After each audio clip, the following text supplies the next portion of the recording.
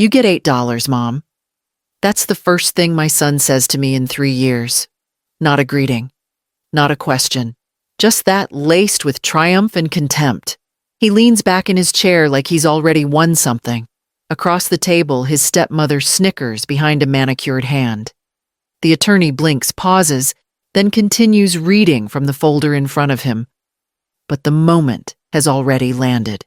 Marcus thinks this is over, that I came here today to be humiliated, that I'll take the insult quietly and go back to wherever he imagines I live, some dusty room with a flickering light and a chair that creaks louder than my bones.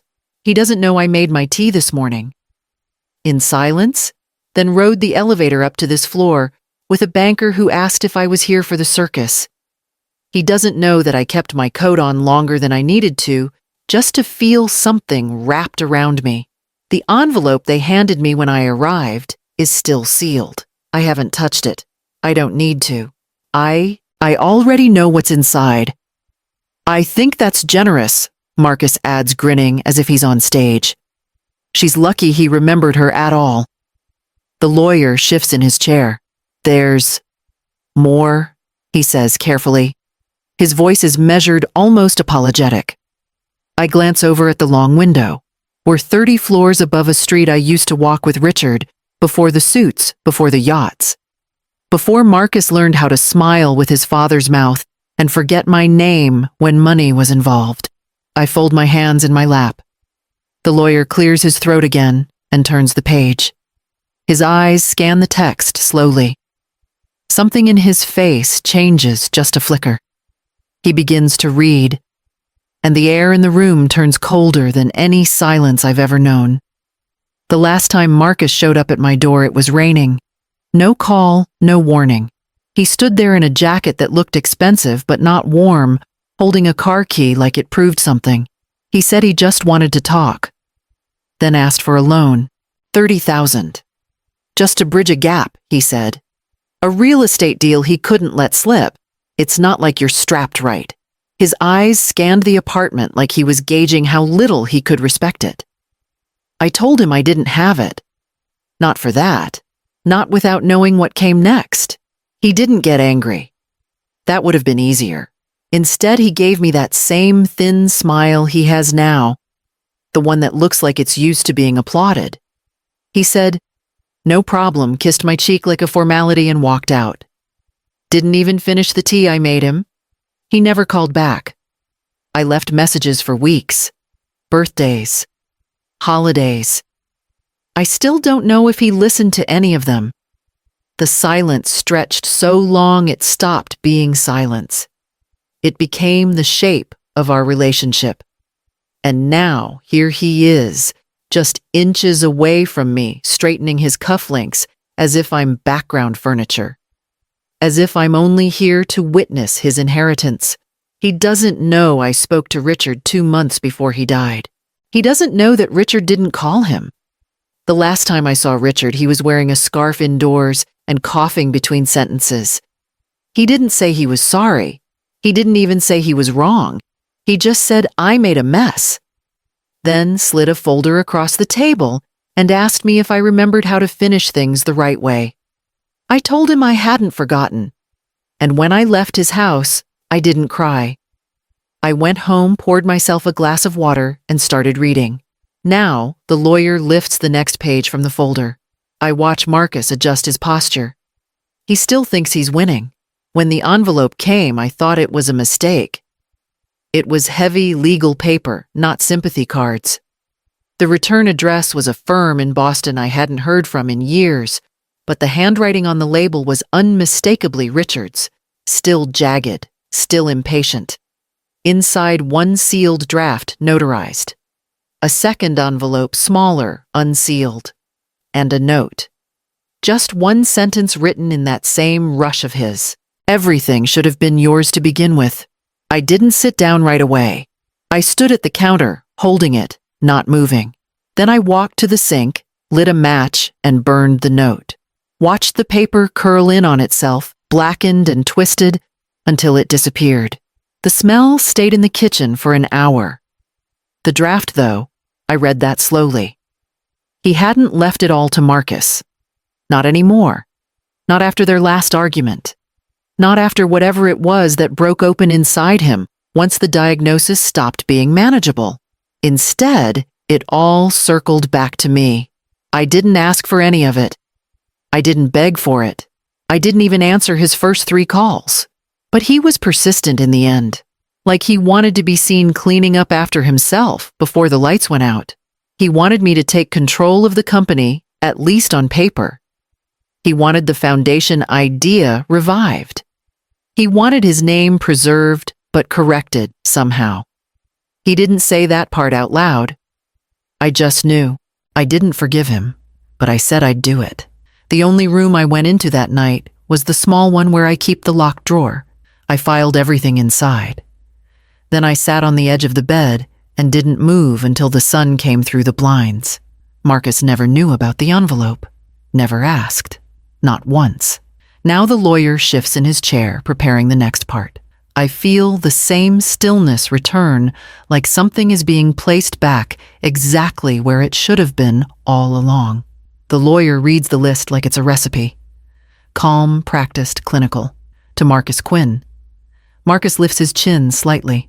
1 boat slip in Newport Harbor, a vintage digital watch from 1981, and $8 US enclosed in a certified security envelope. He chuckles, loud enough for the room to hear. Guess I'm not even worth a Rolex. No one laughs with him this time. The lawyer continues flipping a page with deliberate care. There is, however, a codicil. He glances at me briefly, then back at the papers. Executed in full accordance with state law. Signed, witnessed, and notarized. Dated 7 days prior to Mr. Monroe's passing. Marcus's chair shifts just slightly. The lawyer reads all remaining assets, including but not limited to full controlling interest in Monroe Holdings. Incorporated all trust accounts, personal investments, properties held in secondary entities, and all liquid capital are hereby transferred to Delora Quinn. He stops speaking. The silence folds in on itself. Marcus blinks once, then again. What? The lawyer doesn't repeat himself. He doesn't need to. Delora Quinn, he says again, more softly this time, as designated beneficiary of all primary and residual estate holdings. Estimated total valuation, $135 million. I don't move. I don't blink. I've already seen this page before, in a smaller room, with a man who knew he wouldn't outlive his regrets. Now I sit still, while Marcus's breath shortens, while his hands curl into fists that have no use anymore. He looks from me to the lawyer to his stepmother, who stares straight ahead like she's trying to disappear into the wallpaper. The room is quiet, cold. I cross one ankle over the other, not out of arrogance, just to feel something steady beneath me. The lawyer places the folder down and rests his hands on it as if bracing for impact. Marcus isn't breathing evenly anymore. And I know he's not done speaking. What the hell is this? Marcus's voice cracks as it rises. The chair screeches against the floor as he pushes back from the table, palms flat, leaning forward like a man robbed in daylight. He looks to the lawyer demanding an explanation. Then to me, like I forged it all in the middle of the night with a shaking pen and an agenda. This is a joke, he says. This has to be a joke. The lawyer calmly adjusts his glasses. Mr. Monroe filed the codicil through the proper channels. It meets every legal standard. If you have a challenge, you're free to file one. But as of now, Marcus slams his hand on the table. Don't you tell me about filing. You think she deserves this. He turns to me fully. You think you earned it? I don't answer. I've said everything I needed to by sitting down and staying still. His stepmother shifts uncomfortably in her chair, but she doesn't intervene. She knows better than to step between fire and its target. Behind the frosted glass wall, I can see movement 2 assistants frozen mid-step 1, holding a notepad, the other pretending to look for a file that doesn't exist. One of the building's bankers is standing just inside the hallway pretending to check his watch, though I can see his eyes tracking every word. They all know now. Marcus wasn't the heir. Not even close.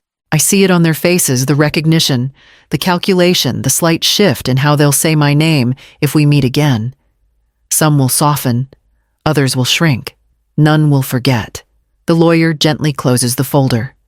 "Mr. Quinn," he says, keeping his voice even. "Please sit down."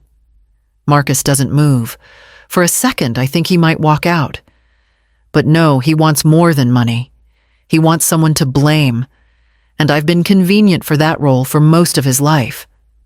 But I'm not moving either. Not today. Not anymore. He leans across the table, his voice lower now, almost shaking. "You planned this. You made him do it." I meet his eyes. And I say nothing. He followed me into the hallway the moment the doors closed behind us. "You made him change it," Marcus hissed. "You poisoned him against me." His voice wasn't loud anymore. It was tight, sharp, frantic, in the way people sound when they've lost the ground under them. But I didn't stop walking. I didn't look back. I only reached for my coat and buttoned it slowly, each movement deliberate. "You always wanted to ruin me," he muttered. "You just waited until he was too weak to fight back." I tightened the belt at my waist and adjusted my collar. That was my answer. He didn't follow me to the elevator. He just stood in the hallway alone, gripping a folder that held $8 and a legacy he thought he'd already claimed. At home, the quiet met me like it always does. No music, no television, just the faint hum of the refrigerator and the settling of old floorboards. I walked to the small cabinet in the corner of the bedroom, the one with the locking drawer. The key was still on its chain, tucked behind my nightstand. I opened the drawer and took out the file Richard gave me. Inside, access codes, account details, trustee instructions, final amendments. There was nothing left to argue. I made tea and stood by the window as the light faded from the street below. Marcus hadn't called. I doubted he would. He had always needed noise to feel in control. But in this silence, I finally understood something he didn't. I hadn't taken anything from him. I'd just picked up what he never bothered to hold. And I still had one thing left to do. There were times I thought I'd lost him long before the will. It didn't happen all at once. At first, it was the small things, missed phone calls, short replies. Then came the shift in tone. The way he'd start conversations with, "I just need a favor," or "Can you help me out this once?" There was never a "How are you?" Not really. After the divorce, Richard kept Marcus close. He knew how to make it seem generous. Golf weekends, business trips, expensive gifts framed as bonding. I couldn't compete with that kind of affection. Not with my long hours in a small apartment. Not when Richard had a pool and a live-in housekeeper. I wrote letters. Every birthday, every milestone. I sent care packages when he was at college, books, socks, baked goods he probably tossed. I always included a note, even when I stopped getting thank yous. Over time, the notes stopped too. What stung wasn't the silence. It was the way he filled it with Richard's version of me. He told Marcus I had taken a payout, that I'd left without a fight, that I wanted nothing but distance. In truth, I'd walked away to survive. I'd agreed to terms that let Richard keep his reputation and let Marcus keep a version of his father that wouldn't crush him. I let him believe I had bowed out. I let them both believe it. It was easier that way, but belief doesn't protect you forever. Eventually, the paper walls give way. And when Marcus sat in that room across from me, grinning at my supposed $8 legacy, I saw the man he had become, built on comfort, shielded by fiction. And then I watched that fiction unravel. I didn't say anything to correct him. I never told him how hard I worked to keep him shielded from what his father truly was. I let the truth arrive without warning, without ceremony. Now it was here, sitting beside me in legal folders and trust accounts. And I knew exactly where it needed to go next. The attorney's office was small. No marble floors, no receptionists with polished voices. Just a sturdy desk, a kettle in the corner, and shelves stacked with files that had clearly been read more than once. It was the kind of place people came to do something real, not something grand. I handed her the documents without ceremony. "I want the company placed in a trust," I said. "Let the board keep their seats. I'm not here to fight them." She flipped through the pages, slowly nodding as she read. "And the distribution plan. That's where I do care." I pulled out the second folder. The one I'd been working on for weeks, long before the will was ever read out loud. It outlined a foundation, quiet, specific, focused. Not a vanity project. Not a building with my name engraved on a plaque. Just targeted grants for women over 40 trying to get back into the workforce. Women who'd lost time, who'd raised families, who'd aged out of opportunities, but not out of ability. She looked up. "You're not using your name." "No," I said. "Use his. Let the world believe it was Richard's final act of generosity.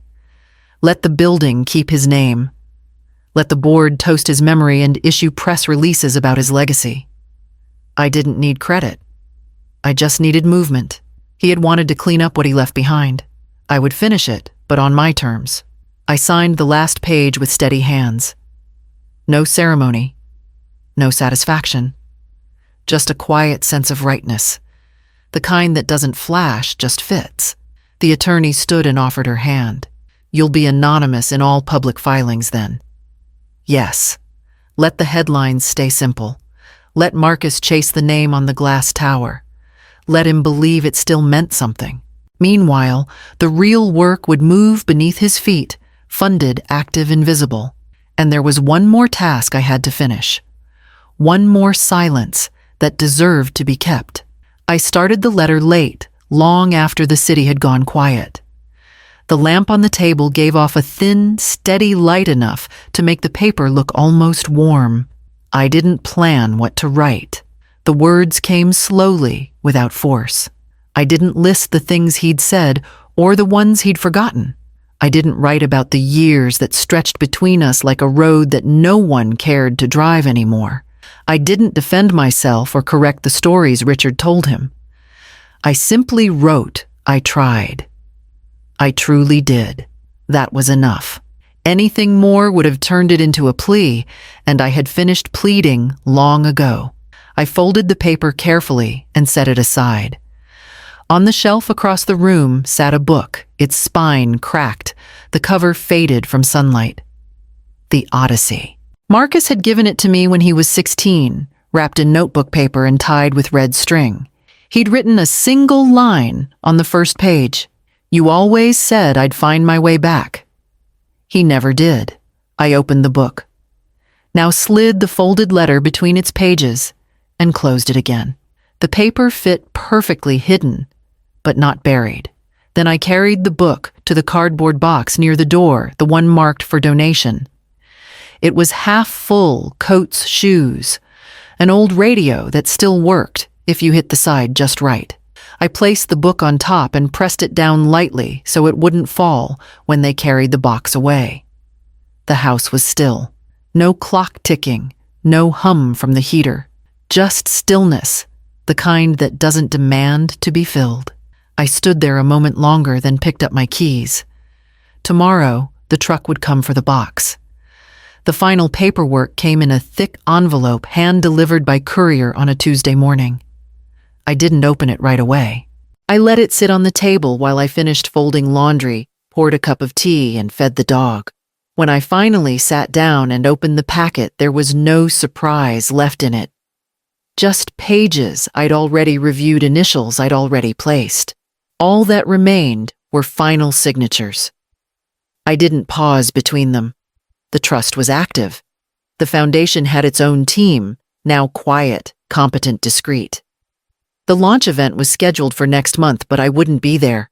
I'd already told the board I preferred not to speak. I had nothing to say on a stage, no press photos, no interviews, no vision statement from the widow in the corner. Let them talk about Richard. Let them credit him for every dollar. My lawyer called that afternoon. It's done, she said. Funds moved. Everything's where it should be. I thanked her then, took the dog out for a walk. The sky was clear, but the wind had a bite. We circled the block once slow and steady. No one stopped me. No one recognized me, and that was exactly how I wanted it. Across town, Marcus would be seeing it happen in real time. One account frozen, then another, access denied, withdrawal limits hit. Not because of revenge, but because the accounts were never really his. Not legally. Not now. The structure Richard left behind had a ticking clock. And it had run out. I didn't call to explain. I didn't answer when he tried once just after sunset. One ring. Then silence. I lit a small candle in the kitchen, not for any reason, just because the house felt still, and something about the flicker made it feel lived in. Then I sat down with my tea and watched the flame dance. There would be noise on his end. Anger. Lawyers. Maybe threats. But not from me. I had already said everything I needed to, and none of it had required raising my voice.